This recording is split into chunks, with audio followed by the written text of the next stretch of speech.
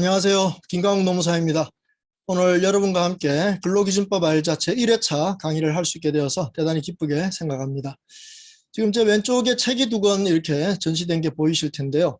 그 한문으로 근로기준법이라고 쓰여져 있는 저 책은 제가 1993년에 발행했던 책입니다. 그 당시에 우리 근로기준법 조문 순서에 따라서 대법원 판례들, 그 당시 발표된 대법원 판례들을 모두 정리해서 해설을 해놓은 그런 책인데요. 부제로서 판례 해부 조문 해설이라는 부제를 붙였습니다. 그래서 우리나라에서는 최초로 이 대법원 판례들을 해부해서 그것을 근로기준법 조문 순서에 따라 편집한 최초의 책이라고 할 수 있습니다. 그 당시 제가 참 젊은 때라 아주 용감하게 뭣도 모르고 책을 발간한 것 같은데 어쨌든 상당히 뿌듯한 감을 느낍니다. 아주 엊그제 일 같은데 벌써 이게 30년 가까이 된다고 하니 참 감개가 무량한 그런 점이 있습니다. 저 93년에 저 책을 쓸 때는 저 책의 그 양이 약 680쪽 정도 되었습니다. 제 기억으로는 그 당시 대법원 판례를 한 500개 이상 분석을 했던 것 같은데요. 1996년에 개정판을 쓰게 됐을 때는 책의 분량이 1000쪽이 넘어갔습니다. 그래서 그 당시 분석한 판례만 해도 이제 한 1000개 가까이 되는 이제 이런 판례들을 이제 분석했는데 그 이후로도 우리 대법원 판례가 그냥 쏟아져 나오는 바람에 제가 거기다 쫓아가지를 못하고 이제 책으로는 만들 그런 여력이 되지를 못했습니다. 아시다시피 1997년에 우리 근로기준법이 대폭 개정됐지 않습니까? 그래서 그 개정된 법에 따라서 새로 나오는 판례들을 다시 정리하고 해설을 다시 했어야 되는데 제가 능력이 못 미쳐서 게으른 탓에 뭐 그렇게 하지를 못했습니다. 다만 이제 기업 현장에서 강의를 쭉 하다 보니까 그 강의에 맞는 거기에 필요한 그런 교재들은 쭉 개발을 해왔는데요. 2015년에는 이제 알기 쉬운 근로기준법 강의라는 그 책을 통해서 누구나 쉽게 이해할 수 있도록 이 근로기준법을 알 수 있도록 교재를 개발한 적이 있습니다. 그런데 문재인 대통령 시절에 우리 근로기준법이 이제 많이 개정이 되었기 때문에 이것을 새로운 교재가 필요하게 된 것입니다. 그래서 작년 말에 이제 근로기준법 알자라는 주제로 지금 보시는 그 제일 왼쪽에 보시는 그 책을 발간하게 된 것입니다. 근로기준법 강의 가이드에서 제가 말씀드렸던 바와 같이 제가 근로기준법 알자라고 이렇게 제목을 붙이면서 그 알자를 알자라고 읽었으면 좋겠다라고 말씀드렸죠. 무슨 말인가 하니 이 책은 근로기준법의 알자, 가장 중요한 포인트들을 우리 노사 모두가 쉽게 이해할 수 있도록 도와드리려고 편집한 책이라고 보시면 되겠습니다. 그러니까 판례를 그냥 어렵게 나열해서 설명하는 게 아니라 이 판례의 포인트들을 다시 정리해서 각 강의에 맞춘 그 판례 해부들을 이 강의의 뒷부분에 부록 형식으로 이렇게 정리해 두었습니다. 그래서 그냥 법조문만 알고 싶은 분들은 앞에 내용만 보시면 되고, 그러나 판례가 어떤가를 궁금하시다면 그 부록처럼 되어 있는 판례 해부를 살펴보시게 되면 거기에 알맞는 판례들을 찾으실 수 있게 됩니다. 그래서 실무에서도 얼마든지 분쟁을 해결하거나 예방하는 데 도움이 될 거로 생각이 됩니다. 근데 특히 이 근로기준법 알자 이 책을 가지고 제가 이제 앞으로 한 30회차에 걸쳐서 이제 강의를 쭉 해드릴 겁니다. 그래서 고맙게도 여러분이 제 교재를 구입해 주시고 이 교재를 가지고 하는 이 강의 한 30회차 강의를 쭉 따라와 주신다면 그 누구라도 쉽게 우리 근로기준법의 내용을 이해할 수 있을 것으로 기대합니다. 그래서 우리 사장님들도 물론이고 또 우리 모든 직장인들 또 우리 노조 간부들 또 노무사 수험을 준비하시는 분들 이런 누구라도 근로기준법에 관심이 있으시다면 이번에 이 근로기준법 알자라는 이 강의에 30회차의 강의에 꾸준히 참석해서 들어주신다면 아마 근로기준법의 중요한 점들을 다 이해할 수 있는 그런 계기가 되지 않겠나 싶습니다. 아무쪼록 많은 분들이 이런 취지에 협조하셔서 제 강의에서 어느 정도 조금이나마 유익을 얻을 수 있다면 대단히 기쁜 일이 되겠습니다. 자, 그러면 오늘 처음 강의니까요. 오늘 해드리는 강의는 교재에서는 제1강 노동헌장과 근로계약이라는 제목으로 되어 있다는 거 1페이지에 보시면 아시겠죠. 그 중에서 이제 오늘 제1회차 강의에서는 이제 근로기준법과 노동헌장이라는 제목으로 말씀을 드리도록 하겠습니다. 먼저 이 근로기준법의 의의를 좀 알아두시면 편하겠습니다. 근로기준법 1조에서는 헌법에 따라 근로조건의 기준을 정한다라는 것이 바로 근로기준법의 목적이라는 걸 알려주고 있죠. 그러니까 우리 근로기준법은 헌법에 따른 법입니다. 헌법의 어느 조문일까요? 헌법 제32조가 되겠습니다. 그 아래쪽에 보시면 헌법 32조 3항이 인용되어 있죠. 근로조건의 기준은 인간의 존엄성을 보장하도록 법률로 정한다 라고 되어 있는 이 헌법 규정에 따라서 근로기준법이 만들어진 것입니다. 즉 근로기준법은 인간의 존엄성을 보장하기 위해서 만든 헌법에 근거한 법률이다 하는 점을 알아두시면 되겠습니다. 그러므로 근로기준법 3조에 보시면 이 근로조건이 최저기준이기 때문에 이 기준을 이유로 근로조건을 낮출 수 없다라고 또 규정합니다.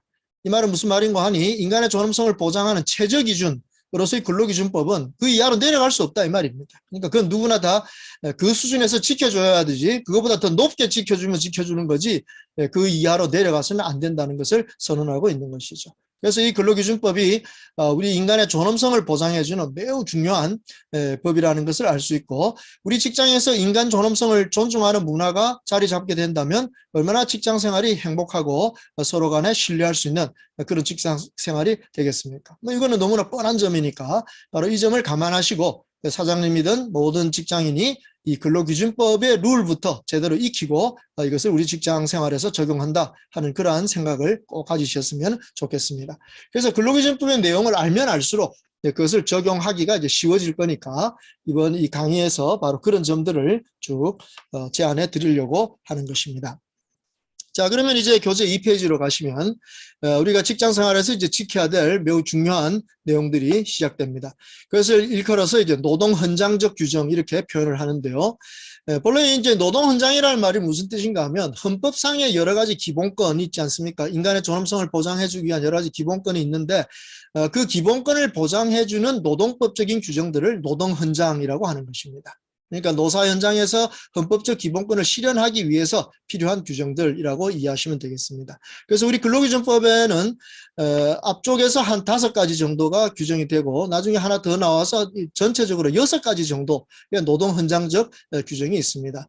이제 보시는 그 6조부터 10조까지의 내용이 노동 헌장적 규정의 대표적인 규정으로 이해하시면 되겠습니다. 차별처우 금지, 강제근로 금지, 폭행 금지, 중간 착취 금지, 공민권 행사 보장 이 5가지가 6조부터 10조까지 나오는 노동 헌장적 규정입니다.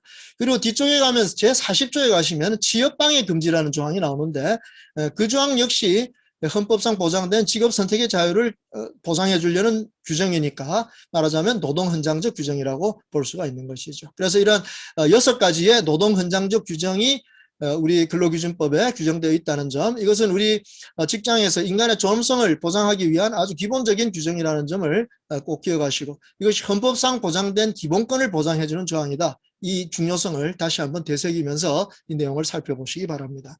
제일 첫 번째 노동헌장적 규정은 차별적 처우 금지라고 하는 근로기준법 6조의 규정입니다. 거기에서는 남녀의 성을 이유로 차별적 대우를 하지 못하고 국적, 신앙 또는 사회적 신분을 이유로 근로조건에 대한 차별적 처우를 하지 못한다고 되어 있습니다. 그러니까 남녀, 국적, 신앙, 사회적 신분 이런 것을 이유로 하는 불합리한 차별을 금지하는 것입니다.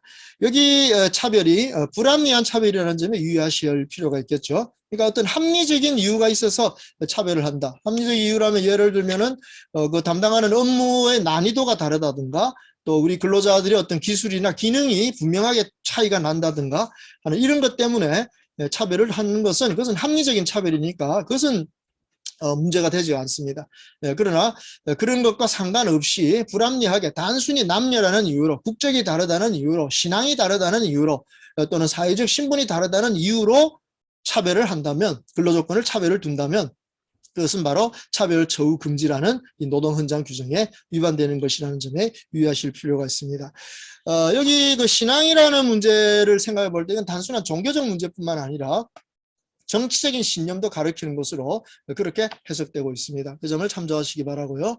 또 사회적 신분이라는 게 요즘 참 보기는 드물죠. 뭐 대충 그동안 사회적 신분 이런 뭐 전과자 뭐 이런 정도였는데 최근 우리 사회에서 두드러지게 나타나는 이 사회적 신분이 아닌가 하고 논란이 대상이 되고 있는 게 어떤 게 있습니까? 그 무기계약직이라는 분들이 있죠. 그러니까 비정규직이었다가 이제 정규직으로 전환이 되었지만 완전한 정규직으로 보지 않고 중규직이라고도 하는 그 무기계약직이라는 이분들이 상당히 근로조건에서 어떤 차별을 받는 경우가 있습니다. 하는 일은 똑같은데 차별을 받는 이런 경우가 있습니다. 그래서 이것이 무기계약직이기 때문에 차별을 한다. 이렇게 보는 것이 그것이 사회적 신분에 의한 차별인가 아닌가 하는 데 대한 논란이 있다는 얘기죠. 그래서 우리 대법원 판례에서는 아직 확정적인 판결은 안 나왔습니다만 하급심에서는 그 무기계약직을 일종의 사회적 신분으로 인정하는 그런 판례도 몇 개 있기 때문에 앞으로 좀 더 주의를 지켜볼 필요가 있겠습니다. 자, 그래서 이 차별 처우 금지는 어떤 면에서든지 근로조건과 관련된 내용에서는 그런 불합리한 사유로 차별해서는 안 된다는 점 기억하시면 되겠습니다. 특히 기간제 근로자라든가 파견 근로자와 같은 완전한 비정규직은 대우를 받았을 때는 그 차별 처우를 시정할 수 있는 그런 시정신청 제도가 각각의 법에, 보호법에 별도로 규정되어 있습니다. 그런데 방금 말씀드린 무기계약직은 그런 기간제 보호법이나 파견 보호법에 의해서 차별 시정을 할 수가 없다 이 말이죠. 그러니까 이분들은 결국 근로기준법 6조가 적용되냐 안 되냐 이것이 굉장히 중요한 겁니다. 그래서 이분들의 차별의 문제를 다룰 때 이 무기계약직이 과연 사회적 신분인가 아닌가 하는 그런 논란이 있기 때문에 앞으로 이제 정확한 판별 기준이 이제 나와야 될 것으로 생각을 하는 것입니다. 근로기준법상의 차별 처우 금지라고 하는 것은 모집과 채용과는 상관없는 거 아니냐 이렇게 생각하실 수도 있습니다. 그러나 이 모집과 채용 단계에서의 차별도 금지하는 몇 가지 특별법이 있죠. 예컨대 남녀고용평등법은 모집과 채용에서도 남녀를 이유로 차별해서는 안 되고 기회의 평등을 주어야 한다 이런 표현을 쓰고 있습니다. 또 고용정책기본법에서도 그런 여러 가지 차별 사유를 이유로 해서 차별해서는 안 된다는 점을 규정하고 있고 균등한 취업 기회를 보장해야 된다 이런 표현이 나오는 걸 볼 수 있습니다. 또 고용상 연령차별금지법이라는 게 있죠. 거기서도 연령을 이유로 취업 기회에 있어서의 차별을 해서는 안 된다는 점 이런 점들을 잘 보여주고 있습니다. 그러므로 이 차별 처우 금지라는 것은 근로기준법에서 규정한 대로 채용되고 난 이후의 문제라고 보지 마시고 채용 이전에도 모집에서부터 어떠한 경우에 불합리한 차별도 허용될 수 없다. 그것이 인간의 존엄성을 생각할 때 그러한 차별은 금지된다 하는 점으로 이해하시고 처리해 가신다면 여러 가지로 처리가 원만하게 되지 않겠나 하는 생각을 해봅니다. 참고로 그 공정채용절차법이라는 것에서도 본다면 이 채용 절차가 가능한 한 공정하게 이루어지도록 하는 것이고 어떤 채용 비리나 이런 것이 생기지 않도록 하려는 그런 법의 취지를 보게 된다면 결국 그 모집이나 채용에 있어서도 기회를 균등하게 보장하는 그러한 평등 대우의 원칙, 헌법에 보장하는 평등권의 원칙이 보장돼야 한다는 정신을 살리고 있다 이렇게 볼 수도 있겠습니다. 자, 이제 두 번째 노동헌장적 규정은 6페이지에 보시면 강제근로금지라는 조항이 나옵니다. 여기 법 표현은 폭행, 협박, 감금, 그 밖에 정신상 또는 신체상의 자유를 부당하게 구속하는 수단으로서 근로자의 자유의사에 어긋나는 근로를 강요하지 못한다 이렇게 되어 있습니다. 그러니까 근로자가 근무하기 싫다 이러면 그만입니다. 더 근무 못 시킵니다. 그 근무하기 싫다는 근로자를 뭐 어떻게든 억지로든 근무시키려고 한다면 이거는 강제 근로가 되는 것이죠. 그래서 사장님들이 흔히 보시는 그 경우가 어떤 게 있는가 하면 근로자가 사직서를 내요. 뜻밖입니다. 좀 신뢰를 하고 있는 근로자인데 갑자기 사직서를 내니까 뭐 배신감이 느껴지죠. 그래서 이 사직서 수리 못 하겠다고. 계속 출근 안 하면 무단결근 처리하고 손해배상 물리겠다. 뭐 이런 식으로 이렇게 협박 아닌 협박을 하는 경우가 있는데 이게 이제 이 조항에 의해서 본다면 그게 바로 강제근로라는 겁니다. 그러니까 근로자에게는 그 사직의 자유가 보장되고 있습니다. 언제든지 사직할 수 있습니다. 그러니까 사직서를 수리하는 기간을 약간 늦출 수는 있을지 몰라도 그 사직서 자체를 무시하거나 그것을 절대 효력을 인정할 수 없다라고 하는 이런 태도는 우리 사장님들이 피하셔야 될 태도고 이것은 잘못하면 강제근로라는 이런 범법적인 내용이 될 수 있다는 점 유의하실 필요가 있겠습니다. 그 밖에 이 근로자들을 여러 가지 그 폭행 같은 협박 같은 이런 수단을 통해 가지고 일 안 하려는 근로자를 갖다 일을 시키려고 하는 이런 거라면 당연히 강제 근로에 해당하게 되겠죠. 감금을 시켜놓고 근로시키는 이런 경우 참 생각하기 어렵지만 그런 경우들도 있다고 하니까 기가 막힐 노릇입니다. 다만 그 입학 시험 그 시험 문제지 인쇄 같은 거는 결국 어떤 비밀스러운 장소에서 해야 되지 않겠습니까? 또 시험 문제 출제하는 위원들 결국 격리시켜야 되지 않겠습니까? 그러니까 그런 정도의 감금은 그건 강제근로라고 하기는 어렵죠. 그건 업무의 특성상 그럴 수밖에 없는 거니까 그런 것을 강제근로라고 하지는 않겠습니다만 어쨌든 근로자의 자발적인 의사가 아닌 근로를 강요하는 것, 이것은 강제근로에 해당할 수 있다는 점 유의하실 필요가 있습니다. 자, 그 다음에 세 번째 노동헌장적 규정은 9페이지에 보시면 폭행금지가 있습니다. 사고의 발생이나 그 밖에 어떠한 이유로도 근로자에게 폭행을 하지 못한다고 되어 있죠. 여기 중요한 표현이 사고의 발생, 그러니까 근로자가 뭔가 잘못해가지고 사고를 발생시킬 수도 있습니다. 그렇다 하더라도 근로자에게 폭행을 해서는 안 됩니다. 근로자가 잘못한 것에 대해서 징계 책임을 묻거나 손해배상 책임을 물을 수는 있습니다. 또 형법상의 죄가 된다면 기소도 고소도 할 수 있습니다. 그러나 근로자에게 직접적으로 폭행을 해서는 안 된다. 이 점에 유의하실 필요가 있습니다.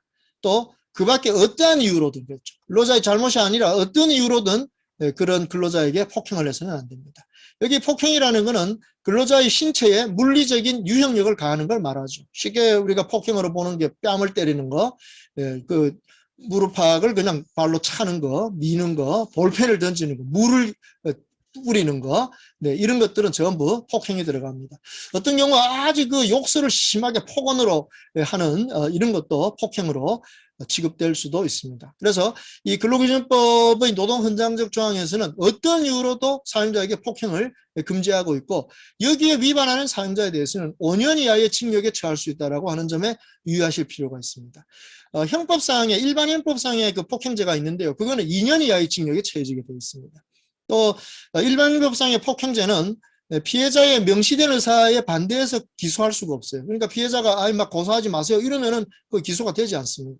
근데 근로기준법의 폭행죄는 5년 이하의 징역이고 거기다가 근로자의 명시된 의사에 따라서 기소할 수 없다 이런 규정이 없습니다. 그러니까 이것은 인지가 되면 무조건 기소가 되는 이런 상황이라는 점을 유의하실 필요가 있습니다. 그래서 참 그동안 우리 근로자들이 이 조항을 또 잘 모르고 또 순진하다 보니까 그 사용자들이 폭행하는 것을 그냥 그런 대로 참고 지내왔는데 이 법을 이제 알게 되면 그런 일은 있을 수가 없죠. 제가 어떤 드라마를 보니까 병원의 의사들인데요. 이들이 옥상에 집합해가지고 집단적으로 그 기합을 받는 이런 경우를 볼 수 있습니다. 이건 정말 완전히 그 군대 문화의 전형적인 점인데요. 우리 직장에서 바로 그런 식의 기합 문화를 갖다가 유지하려고 한다는 것은 이거는 우리 근로기준법 5조 폭행금지에 나오는 이 노동헌장을 정면에서 위반하는 것입니다. 8조네요. 죄송합니다. 8조의 폭행금지를 정면에서 위반하는 아주 잘못된 관행이라는 것을 이해하실 필요가 있습니다. 그래서 어떠한 경우여도 이런 폭행이 우리 기업 사회에서 일어나지 않도록 유의하셔야 되겠습니다. 최근에 아시다시피 직장 내 괴롭힘 금지도 이제 있기 때문에 직장 내 괴롭힘 금지가 있기 전에 폭행은 이미 오래전부터 5년 이하의 징역에 처해지는 아주 중죄에 해당하는 점이었다는 점 기억하시고 결코 이런 행동이 일어나지 않도록 유의하실 필요가 있겠습니다. 그 다음 그 9페이지 아래 보면은 노동헌장적 조항의 네 번째 조항으로 중간 착취 금지라는 게 있습니다. 이것은 타인의 취업에 간섭해서 즉 속여나 알선하는 그런 개입을 해서 거기에서 이익을 취득하는 것을 말합니다. 이 법의 표현은 그 다음 페이지 10페이지 9조에 보시면 제일 위에 누구든지 법률에 따르지 아니하고는 영리로 다른 사람의 취업에 개입하거나 중간인으로서의 이득을 취득하지 못한다 이렇게 되어 있습니다. 그래서 누구든지 모든 사람입니다. 그래서 법률에 따른 경우에 예외는 있지만 그 밖에 누구든지 중간에 개입해서 이득을 취할 수 없습니다. 근데 제가 깜짝 놀란 것은 판례를 분석하면서 깜짝 놀란 것은 어느 노동조합 간부가요. 자신이 그 노동자 간부로서의 지위를 이용해서 회사에 좀 친분이 있다는 걸 이용해서 어떤 근로자를 취업을 소개해주고 그 대가를 받은 것이죠. 그래가지고 그 형을 받은 그런 대법원 판례를 볼 수가 있었습니다. 제가 깜짝 놀랐습니다. 야, 노동조합 간부가 이렇게 근로기준법의 노동헌장적 규정도 모르고 이렇게 했다는 것은 정말 참 안타깝다는 생각이 들었습니다. 그래서 누구라도 이 노동법, 근로기준법을 특히 정확하게 알아두실 필요가 있겠다고 볼 수가 있겠습니다. 파견 근로자를 사용하는 이 파견 사업주가 있는데요. 이 사람들도 만약에 그 허가받지 않은 파견 사업을 하는 경우라면 바로 여기 중간 착취에 해당하는 겁니다. 그러니까 근로하는 근로자와 사용하는 그 회사 사이에 중간에 끼어들어 가지고 소개해주고 돈을 받는 건데 만약 허가를 받지 않고 파견 사업을 하는 경우라면 그것은 바로 이 근로기준법 9조 중간착취 금지에 위반되는 이런 잘못을 하고 있는 것이죠. 이 경우도 처벌조항은 5년 이하의 징역에 처해지는 거니까 대단히 잘못되었습니다. 그래서 파견 사업을 하시고자 하는 분은 반드시 그 파견 근로자 보호법에 규정된 대로 노동부 장관의 허가를 받아가지고 법적인 사항을 잘 지켜가지고 그래서 법률에 따라서 그러한 사업을 하시도록 하는 것이 중요하다는 점 이해하시면 되겠습니다. 자, 그 다음에 이제 마지막으로 여기 근로기준법 앞쪽에서 보장하는 노동헌장적 규정 다섯 번째가 이제 11페이지 공민권 행사의 보장이죠. 그래서 근로시간 중에 선거권이라든가 또 공민권 그리고 공의 직무를 집행하기 위해서 필요한 시간을 청구하면 사용자는 반드시 허용해야 됩니다. 그래서 여기 선거권이나 공민권 이거는 헌법이 보장하는 참정권을 말하는 것이고 또 공의 직무라고 하는 것도 공무단임권으로서의 어떤 국회의원이 된다든가 지방의원이 된다든가 또 법원 같은 데 증인으로 나가게 될 때 이런 것들은 다 공의 직무를 수행하는 것에 해당하겠습니다. 예비군 훈련 참석하는 것 이것도 공의 직무 수행이라고 보시면 되겠습니다. 그래서 이런 것에 필요한 시간을 근로자가 청구하면 그 근로시간 중이라도 사용자는 반드시 허용해야 한다는 점을 기억하실 필요가 있고요. 이걸 유급으로 해야 되느냐 즉 그 시간에 대해서 임금을 보장해야 되느냐 그거는 근로기준법에서 규정하지 않으니까 사용자가 알아서 하시면 되지만 그 다른 법에서 선거법이라든가 예비군법 같은 데서 그 시간에 대해서 그 해당 시간에 대해서 유급으로 해야 된다라는 규정이 있게 된다면 거기에 따라야 한다는 점 아실 수 있겠습니다. 이제 이렇게 6조에서 10조까지 5가지 노동헌장 규정이 그동안 주로 우리가 강의할 때 노동헌장 이렇게 이제 표현을 했던 규정인데 근로기준법을 잘 보면 40조에 나오는 취업을 방해할 목적으로 비밀기호 또는 명부를 작성 사용하거나 통신을 하여서는 아니 된다. 이 조항도 잘 보시면 결국 헌법이 보장하는 직업 선택의 자유를 방해하지 않도록 하는 그런 조항이니까 역시 노동헌장이라고 할 수 있습니다. 즉 헌법상의 기본권을 보장해주는 조항이라고 볼 수 있는 것이죠. 그래서 이 40조도 여기 노동헌장적 규정에 하나 더 추가된다. 그래서 6가지 노동헌장적 규정이 있다 하는 점 앞에서 말씀드렸습니다. 특히 유의하실 점은 아까 강제근로금지, 폭행금지, 중간착취금지 이 3가지 내용과 그리고 방금 말씀드린 이 취업방해 금지 요 4가지의 그 노동헌장 규정은 위반했을 때 5년 이하의 징역에 처해지는 대단히 심각한 범죄입니다. 그래서 우리 사용자들은 결코 이러한 잘못을 저지르지 않도록 유의하시고 그동안 모르고 그런 일들이 있었다면 이제 다시는 그런 일이 생기지 않도록 유의하실 필요가 있겠습니다. 이렇게 해서 오늘 제1회차 강의에서 우리 근로기준법의 의의와 목적을 말씀드렸고 이제 가장 기본적으로 중요하다고 할 수 있는 헌법의 기본권을 보장해주는 조항들인 노동헌장적 조항 6가지에 대해서 살펴보았습니다. 이제 다음 2회차 강의 그때는 계약 체결에 있어서의 유의사항에 대해서 말씀드릴 텐데 그 제2회차 강의에서 다시 뵙도록 하겠습니다. 감사합니다.